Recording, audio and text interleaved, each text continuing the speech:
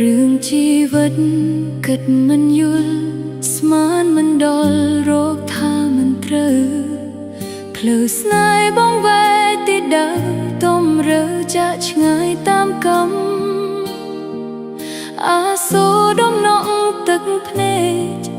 យំយេកអួលអាំងប្រេះស្រាំដងហើយស្រែកច្រៀងផ្ដែផ្ដាំទុកជាមេរៀនជីវិត